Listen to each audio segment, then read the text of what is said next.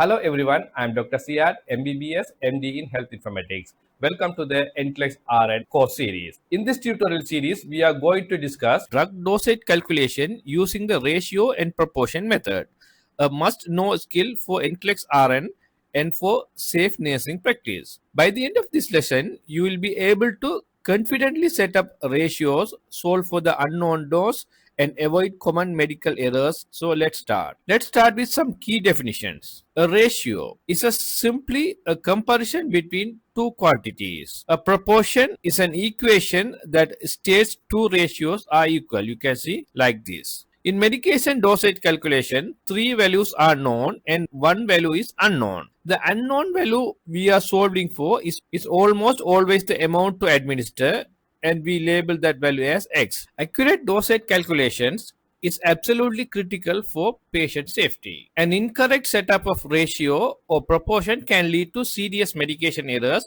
including overdose or underdose. As nurses, you must always ensure correct units, logical answers, and accurate arithmetic. Remember, if the proportion is set up incorrectly, the final dose will also be incorrect, even if your math is perfect. So, on the NCLEX, many wrong answers come from incorrect setup, not bad math. So, every ratio and proportion problems has two main parts. First one is non-ratio, as you can see here. This tells us what is available and comes directly from the medication label.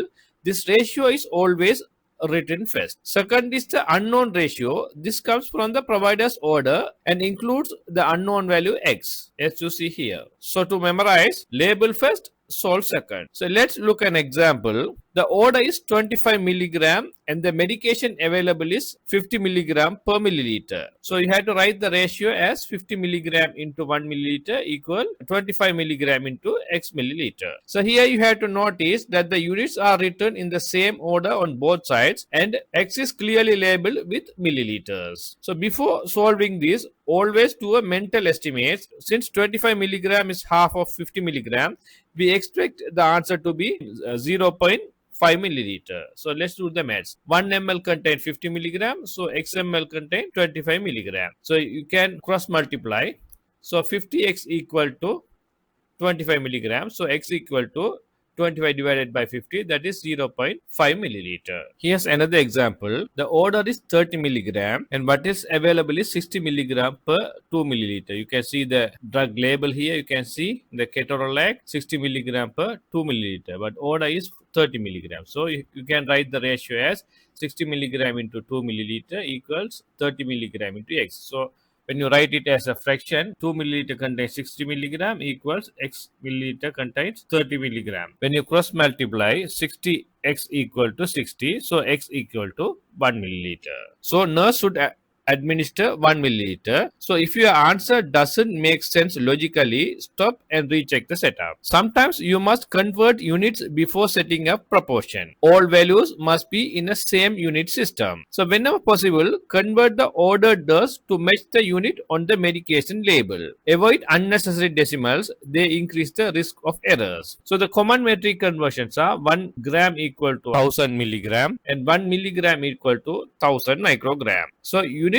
mismatch is a classic NCLEX trap. So be careful on that. So let's see some examples regarding that issue. So the practice question 1. Ordered digoxin tablet 0.125 milligram per oral daily for a patient with heart failure. So when you look at the drug label, you can see it's given in 250 microgram as well as converted to 0.25 milligram. So you can convert the request into microgram, or else you can keep as it is because the label also having milligram. So let's do the conversion. So 0.25 milligram into 1 tablet equals 0.125 milligram into X tablets. So when you write them in a fraction, 1 tablet contains 0.25 milligram equal to X tablet contains 0.125 milligram. So when you cross multiply, X equal to 0.125 divided by 0.25. So that is equal to half tablet.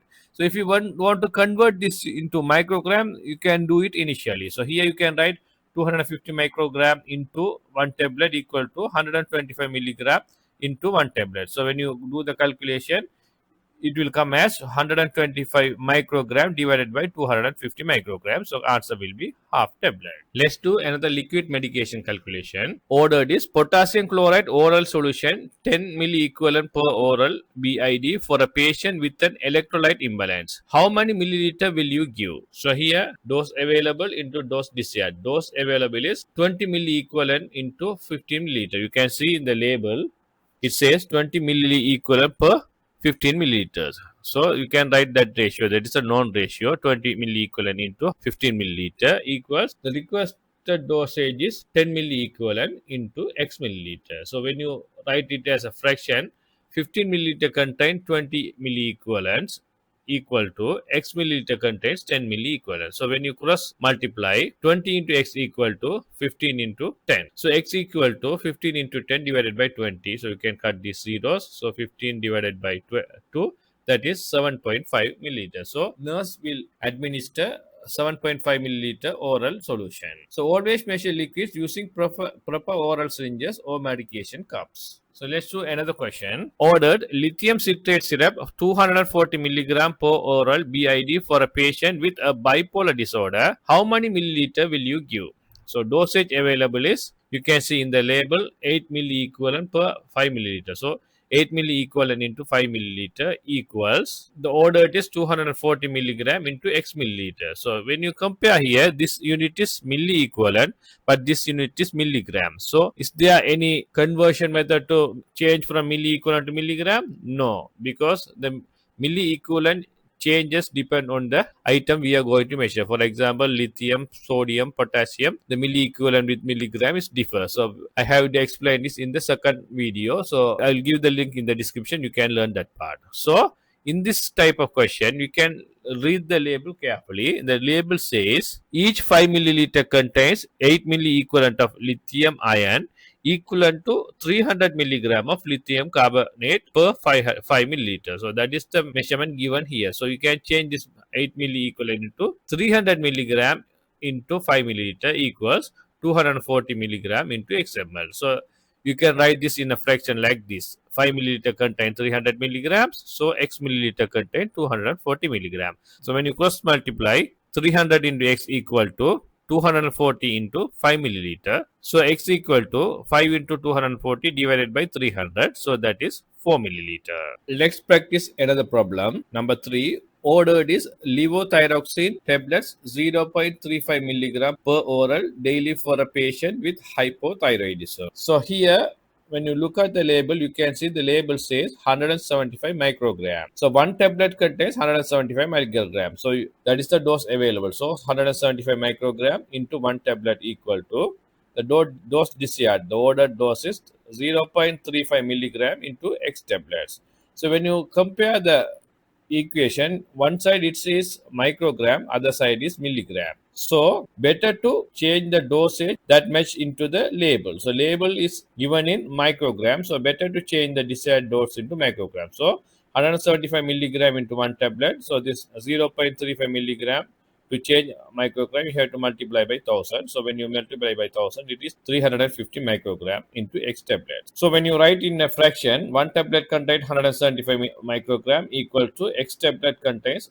So when you cross multiply, 175 into X equal to 350 into 1. So X equal to 350 divided by 175, that is 2 tablets. So let's do the final question. The ordered is dilantin, that is phenytoin, 0.2 gram capsules per oral daily for a patient with seizure disorder. So when you look at the tablet label, it is given in milligram, that is 100 milligram. So the dose available is 100 milligram into 1 capsule. So these are capsules equal to the dosage given is 0.2 gram into X capsules. So when you do the calculation, here it is milligram, on the other side this is gram. So you have to change. So which unit do you want to change, gram or milligram? So better to change the unit in the label provided. So label is given in milligram. So better to change the gram into milligram. So 100 milligram into 1 capsule equal to, so when you convert the gram into milligram, you have to multiply by 1000. So 0.2 into 1000, 200. So 200 milligram into X capsules. So when you write it in a fraction, one capsule contains 100 milligram equals to X capsule into 200 milligrams. So when you multiply 100X equal to 200, so X equal to 2 capsules. So this is the end of this demonstration. If you have any queries or any issues, please leave in the comment section. You can contact me using my WhatsApp and email provided in the description. Please subscribe my channel and stay with me. Thank you.